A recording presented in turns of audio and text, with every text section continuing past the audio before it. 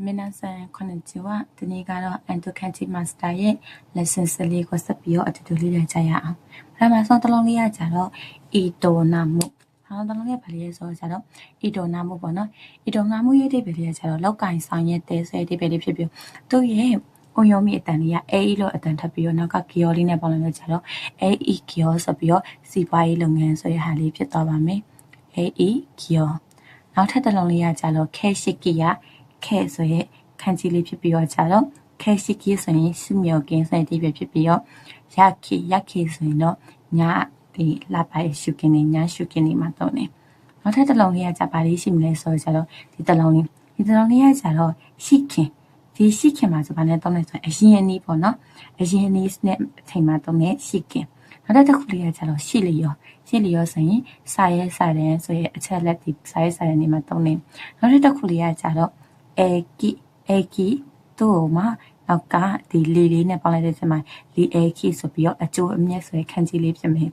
နောက်ထပ်တစ်လုံးလေးကကြတော့ခါပုအဆုဆေးရဆိုပြီးတော့ကြတော့ခါပုကဆိုရင်အဆုဆေးရစီနှုံးဆိုပြီးဖြစ်မယ်ဒီခါပုကပေါ့နော်ခါပုက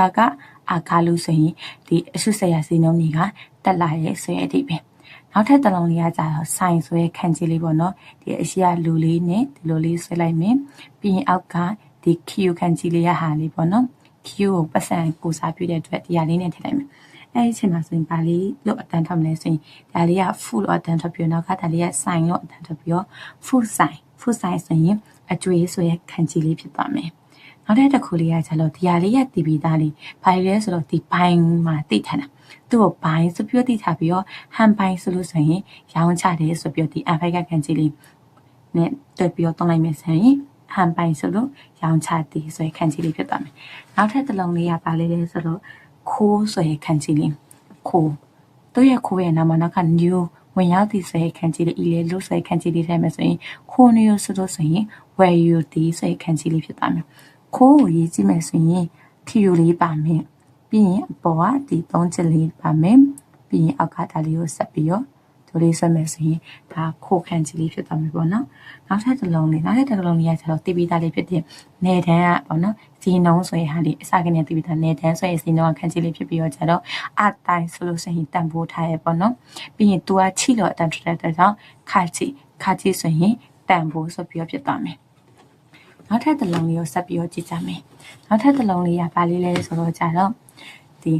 ဆိုင်လို့အတန်ထွက်တယ်ပြီးတော့ကျတော့ဒီဟာလေးနဲ့ပါ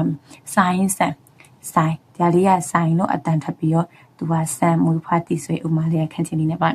ဆိုင်ဆိုရင်ခုမှရှိနေတဲ့ပစ္စည်းဥစ္စာဒနာတွေပတ်စနေဆိုရင်ဆိုင်နဲ့တောင်းနေပြီးရင်သူကကြတော့ဆိုင်ဖူဆိုရင်ပတ်စံအင်းလေးပေါ့နော်ဆိုင်ဖူပတ်စံအင်းလေးရှိမယ်နောက်တစ်ခုကကြတော့ကမလာစာအိုဆာမဲလူသူ့ရဲ့အတန်လေးကအုံယုံမိတန်လေးက no လို့လည်းအတန်ထွက်မယ်နားလို့အတန်ထွက်တယ်နားလို့လည်းအတန်ထွက်တယ်ပြီးနန်းလို့အတန်ထွက်မယ်တိုးလို့အတန်ထွက်မယ်နာဒါကြတော့ no him ဆိုကြပါလဲဆိုတော့ပို့ကြိုက်တဲ့ပြည်ပေါ့နော်ပို့ဆောင်လိုက်တဲ့ပစ္စည်းဆိုတဲ့အတိတ်ပဲဖြစ်ပြီးတော့ကြတော့နောက်တစ်ခုကဒါနဲ့တိုးဂျပန်ရဲ့ပေပုံနဲ့တိုးဆိုခန်းကြီးလေးရှိမယ်မဆိုဆိုရင်တိုးလာသည်ဖူရဲလူဆိုရင်လည်းတိုးလာသည်ဖူရစုဆိုရင်တိုးအောင်လုပ်တယ်သူရဲ့အုံရမိတန်လေးကဘာလေးနဲ့တက်လန်းဆိုရင်ဆိုးလို့အတန်ထွက်တဲ့အတွက်ကြောင့်ဆိုးကဆိုလို့ဆိုရင်တိုးပွားလာသည်နောက်ထပ်တစ်လုံးလေးကကျတော့ဟဲလို့ဆိုရင်ရော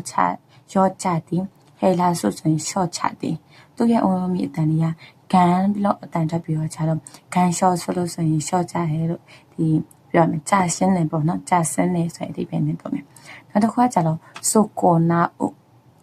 နောက်တစ်ခုလေးကကျတော့ဆိုကိုနာဦးလို့ဆိုကိုနဲလို့ဆိုကိုနာဦးဆိုရင်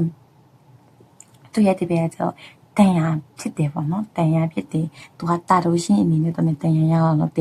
ဒီတာလို့ရှိနေတော့မျိုးဆိုကိုနဲလို့ဆိုရင်ကြည်လို့ရှိပေါ့နော်တန်ရရလာရဲဆိုရင်အတိတ်ပင်နဲ့တော့မယ်သူရဲ့အုံယုံမိတန်လေးကစွန်းတော့အတန်ထပ်ပြီးတော့ကျတော့စွန်းလျှောဆိုရင်တန်ရဆိုရင်အတိတ်ပင်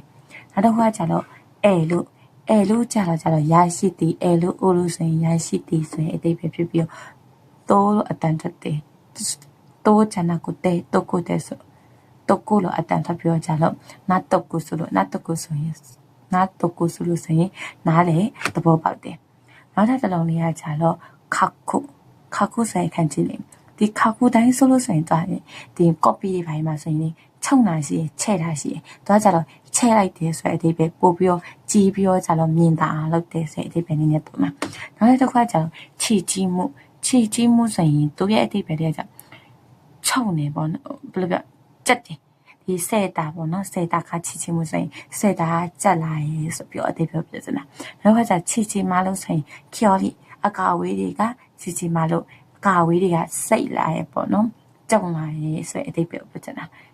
နောက်တစ်ခါကျတော့ခလာတာကိုချီမျိုးခနာကိုကြုံနေလို့နောက်တစ်ခါဘင်းနေလဲလူကဒီ plastic ကပေါ့နော်ကဲပြီးတော့ကျတော့ချီလဲလို့သူကခြုံသွားရေကြုံသွားရေနောက်တစ်ခါချီလာဆိုနေအဲ့တော်ပဲတွေ့အဓိပ္ပာယ်လို့ခြုံနေကြုံနေစိတ်အဓိပ္ပာယ်နဲ့တော့ပြီးတော့နောက်တစ်ခါကျတော့ရှုကုစောရှုလို့ရှုကုရှောဆိုလို့ကျတော့ဒီဟာလေးရဲ့စံချပါမယ်ဒီဟာကျတော့ချဲ့တယ်ဒီဟာကျတော့ခြုံနေဆိုရဲ့အဓိပ္ပာယ်လေးပေါ့နော်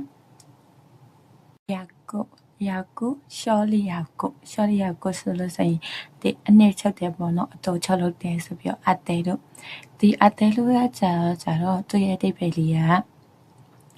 ပြဖြည့်တယ်ပေါ့နော်ဒီဒါမှမဟုတ်ရင်ပတ်စံနေပါကိုခွဲဝေပြီးတော့ကြတော့တင်စေရဲ့အဲ့လိုအဲ့ဒီအဓိပ္ပာယ်မှာလည်းတော့နေ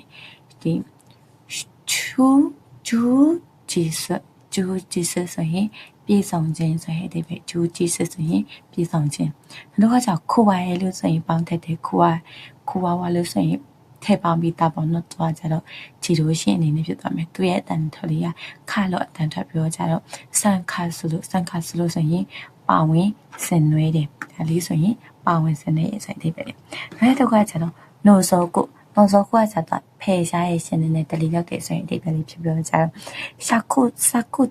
စကုကျော်ဆိုလို့ဆိုရင်တော့ဖေရှားရဲ့ရှင်နေတဲ့ဆိုရင်တလီဆိုတဲ့ဟာနေနဲ့အတူတူပဲနောက်တစ်ခါကျစိုးကြီးဆိုရင်တန်ရှင်ရင်လောက်တဲ့ဆိုတဲ့အဓိပ္ပာယ်လေးနောက်တစ်ခါကျအာမလို့ပိုရှင်ဒီအာမဆိုပိုအောင်လောက်တဲ့ဥယျာဉ်မြတန်နေရရောက်လို့အတန်ထပ်ပြောကြတော့ရောက်ကင်ဆိုရင်စုငွေတွေပိုင်းမှာတုံးနေနောက်တစ်ခုလေးကကျတော့ခတ်တာပေါ့နော်တစ်ဖက်တည်းဆိုတဲ့အဓိပ္ပာယ်ခတ်တာဒီမှာဟန်လို့လည်းအတန်ထပ်ပြောကြတော့ဟန်ဆူကကြတော့ဒီခေါင်းခိုက်တယ်ပေါ့နော်ဆူခေါင်းကိုက်ခြင်းဒီခေါင်းကိုက်တယ်ပေါ့နော်ဟန်ဆူဆိုရင်ခေါင်းတစ်ချမ်းကိုက်ခြင်းဒါတော့ခတ်တာစကယ်လို့ဆိုရင်ရှင်လင်းတင်စေအိုလာကြတော့ကြောဘက်နောက်ကြောဘက်ဖြစ်ပြီးတော့ကြတော့လီလို့အတန်လဲထက်တယ်ဟိုရမီတန်လေးလေးတော့အတန်ထက်ပြီးတော့ကြတော့ဟေယောလီဆိုရင်ဒါလေးကဟေယောဆိုရင်အိုမိုတဲပေါ့နော်မျက်နှာပြင်ခံကြည့်နေမျက်နှာပြင်နဲ့ကြောဘက်နဲ့ဆိုရင်အတိတ်ပဲနဲ့ဟေယောလီ